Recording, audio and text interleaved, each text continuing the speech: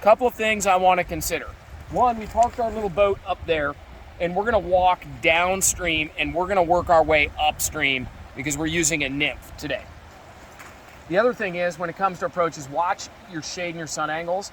I don't have a choice of where the sun is right now or what time of day I fish this, but I do need to watch my shadow. So you can see my shadow and cameraman's shadow way out there. I need to really be cautious. So when I walked down to this pool, I took a nice wide berth around the pool to make sure and keep my shadow off that.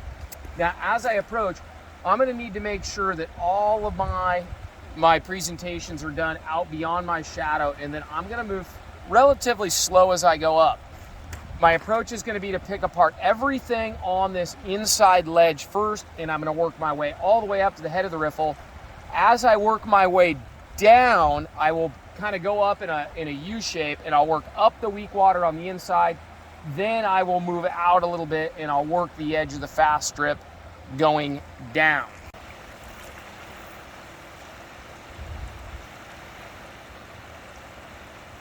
Nice fish. Woo. That's a good one. Perfect.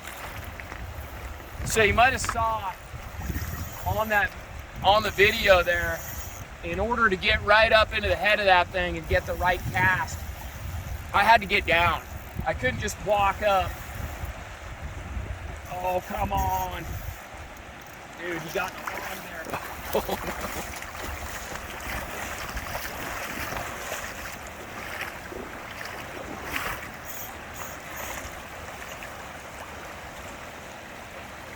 I still feel them on there, dude.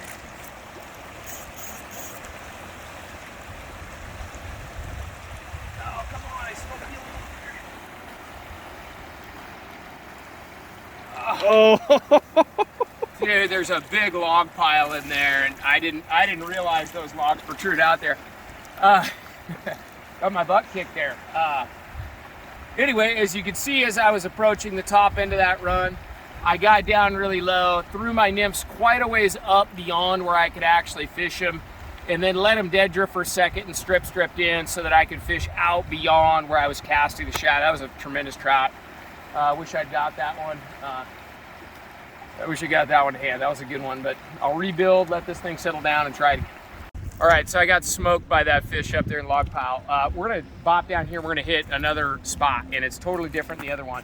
So I've got that big strip of fast water just plummeting down the middle, and then what I've got over here is I basically have a slough. You know, this slow, dead still water. I've got a little tiny side channel that comes in back there. So what I wanna do is, I know that where that current down there hits the edge of that slough, there should be a nice seam line right there, and it's very hard to fish my way down to it. So I'm gonna take a walk over here into the shadows, along the grass, down by that stump, and then we're gonna fish that transition water right in there. So, all right, it took me a few more casts that time, but I hooked that fish right down in there, and it's right again. You have to prioritize your drift. This water up here, that water is all just kind of the same speed. It's just all moving through pretty quick. And then there's a little area right here where that water just starts to slow down and decelerate. And that's where those nymphs fall out of the water column, is a decelerating current. In currents that are just fast and level, those nymphs are on a free ride. They're not falling to the bottom or falling out of the water column, but where you see currents just decelerating and slowing down, that's where you're gonna see those nymphs falling out of the water column. This fella here is not quite like that first one I lost in the log jam, perfect release.